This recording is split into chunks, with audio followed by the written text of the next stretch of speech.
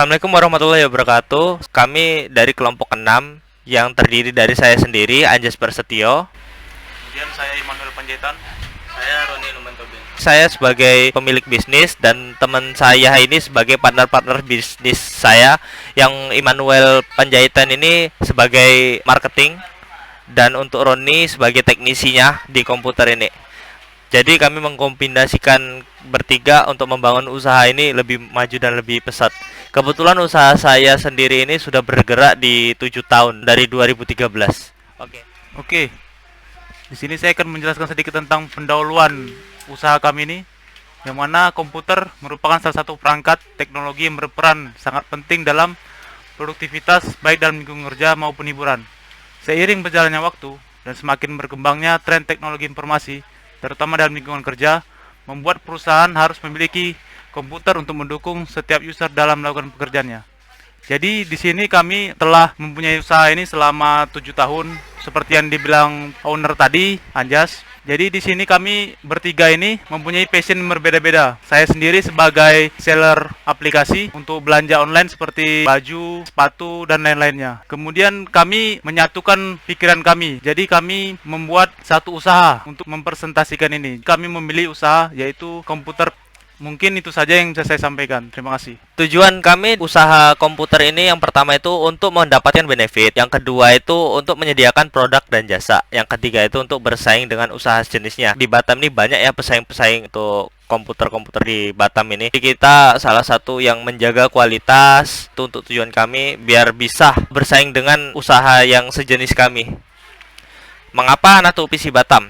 Yang pertama itu harga kami itu terjangkau dari harga-harga yang lain, bisa dapat bersaing lah. Yang kedua itu kualitas barang mampu bersaing dengan produk lainnya. Jadi kualitas barang itu karena komputer ini kita bukan memproduksi, tapi kita mengambil brand-brand yang ada, kita wajib review. Kita beli satu-satu produk, habis itu kita gunakan, kita jual, kita minta penilaian dengan user dan customer. Nah, yang ketiga itu bebas biaya kirim. Jadi namanya free ongkir ya.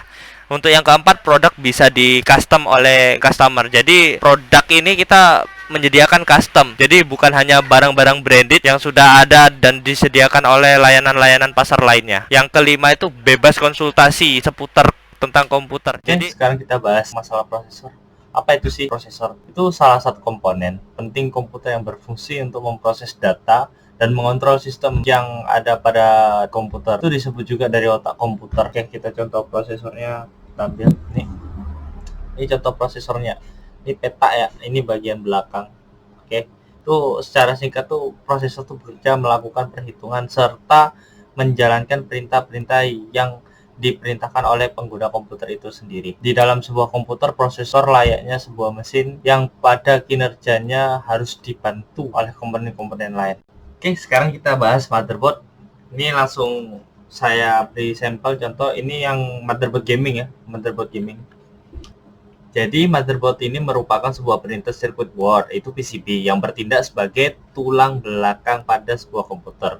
Sebab motherboard menyediakan sebuah konektivitas elektrik yang disebut bus, sehingga semua komponen dan perangkat eksternal pada motherboard tersebut dapat terhubung. Nah, ini ada slot-slot RAM, ini namanya slot PGA ya, ini slot PGA, ini tempat untuk chipset. Nah, di sini ada sebuah port-port untuk eksternalnya. Nah, itu aja penjelasan untuk motherboard. Terima kasih. Oke, di sini saya akan menjelaskan sedikit tentang SSD, yang mana di sini kami mempunyai dua varian, yaitu SSD dan di sini ada HDD. SSD ini berfungsi untuk menyimpan data, file-file yang ada pada komputer, dan kemudian untuk keunggulan dari SSD ini membuka Windows dia cepat, dan untuk HDD ini dia untuk membuka Windows agak lambat. Kedua ini mempunyai kelebihan dan kelemahannya masing-masing. Dan untuk HDD ini kelebihannya bisa menyimpan banyak data sekitar 1 TB. Kemudian untuk kelemahannya ini dia mempunyai piringan di dalamnya. Dan untuk dibawa kemana-mana juga dia gampang goyang. Kemudian untuk SSD ini kelemahannya itu gampang panas. Mungkin itu saja SSD dan HDD ini. Kemudian saya akan melanjutkan untuk produk lainnya. Oke, memori. Jadi di sini kami mempunyai dua RAM, yang mana ini salah satu RAM ini berfungsi untuk mentransfer data. Yang ini mempunyai keunggulan yaitu RAM ini dingin dan mentransfer data dengan cepat. Salah satu yang ini panas dan mentransfer data itu lambat. Jadi dari kedua ini kita bisa melihat ini mempunyai pelindung dan ini tidak. Oke, part selanjutnya adalah bagian graphic card. Di sini kita ada graphic card VGA GeForce GTX, di mana graphic card ini berfungsi untuk memproses gambar pada layar sehingga tampilannya lebih smooth dan lebih bagus. VGA ini mempunyai banyak jenis ya. Ada seri-serinya juga, di mana harganya berkisar antara 30 sampai 35 juta. Part selanjutnya yaitu power supply. Power supply ini berfungsi untuk mengalirkan daya ke komputer sehingga daya listrik yang dihasilkan lebih efisien.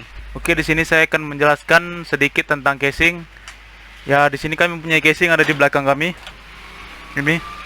Jadi, fungsi casing ini untuk meletakkan komponen-komponen yang ada pada komputer seperti motherboard, VGA, kipas, RAM, dan lain-lainnya. Jadi ini tuh berfungsi hanya untuk pelindung daripada komponen-komponen yang ada dalam komputer itu saja. Oke, terima kasih.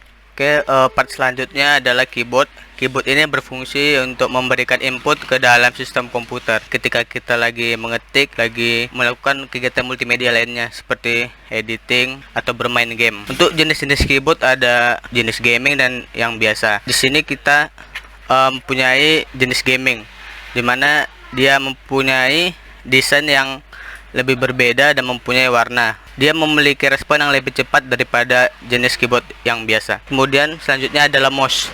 Mouse berfungsi untuk memberikan input ke dalam sistem komputer, yaitu ketika kita mengklik suatu icon atau yang lainnya. Untuk mouse kita mempunyai beberapa jenis juga, ada yang standar dan ada yang versi gaming. Berikut ini adalah contohnya versi gaming. Dia mempunyai jenis desain yang berbeda dan mempunyai warna, dan kemudian dia memiliki tombol lebih dari 2 seperti ini, ada di sisi samping, dimana fungsinya memiliki fungsi untuk hal lainnya gitu, lebih cenderung digunakan untuk gaming sih.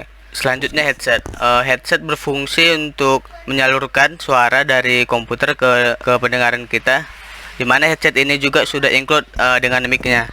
Jadi ketika kita berbicara, suara kita akan lebih jelas dan noise dari luar akan lebih tertutupi. Headset juga memiliki versi biasa dan versi gaming.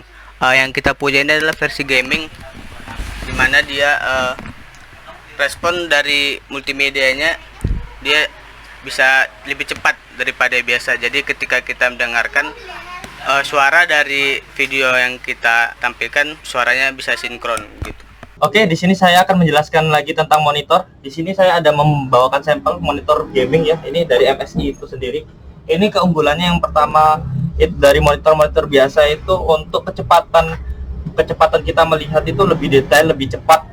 Yaitu ini kebetulan speknya itu 75 Hz, 24 in, udah kurvat ya, lengkung ya. Ini biasanya digunakan untuk bermain game. Nah, main game FPS seperti tembak-tembakan seperti Point Blank atau PUBG itu lebih nyaman digunakannya. Ada beberapa jenis monitor seperti IPS, VA panel, TN panel, ataupun MVA, masih banyak jenis-jenisnya. Jadi kegunaannya tuh banyak. Ada dibuat desain sama gaming, itu sebenarnya nggak bisa disatukan. Tapi kalau untuk buat desain tuh harus lebih detail. Biasanya menggunakan panel IPS. Panel IPS itu lebih tipis lagi.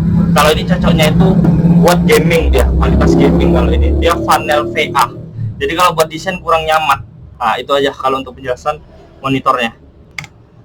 Nah, untuk best price kami bisa menyediakan beberapa pilihan. Untuk PC standar pertama, yang kedua itu PC medium, ketiga high end, dan yang keempat tuh custom set. Itu biasanya itu ya harga-harganya banyak. Kalau PC standar sendiri itu yang baru itu 2 sampai 4 juta, yang untuk secondnya itu 1 sampai 2 juta. Kalau untuk medium itu 5 sampai 10 juta barunya, secondnya itu 3 sampai 7 juta. Kalau untuk high end itu di minimal tuh 15 juta lah kalau baru. Kalau second paling 10 jutaan lah untuk standar. Untuk custom itu berarti kita sesuai permintaan customer, permintaan user, mereka mau desain seperti apa atau gaming seperti apa, kita menyesuaikan dengan budget minimal 10 juta, untuk secondnya 5 juta.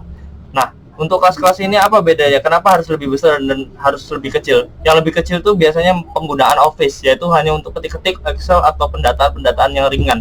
Kalau untuk medium sendiri itu biasanya kita bisa memainkan game-game yang ringan tapi tidak terlalu berat juga. Itu untuk kelas-kelas medium. Untuk desain pun desain yang ringan, nggak terlalu berat. Kalau untuk PC high end ini biasanya digunakan untuk gaming. Nah, gaming itu banyak sekarang, apalagi tahun 2020 gaming itu udah besar-besar. Speknya itu harus i7, Di 9 udah keluar juga, generasi pun udah makin tinggi. Kalau untuk PC custom nih baru sesuai selera customer dan user. Mereka mau seperti apa? Mereka biasanya ke high-nya itu yang tanpa batas, seperti merakit harga di 100 jutaan, 50 jutaan ya, tergantung sesuai. Kalau dari Batam sendiri paling besar mereka berani ngerakit 25 juta. Oke. Ini best price kami.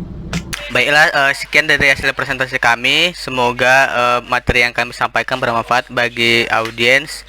Apabila ada salah kata kami minta maaf. Terima kasih. Selamat sore.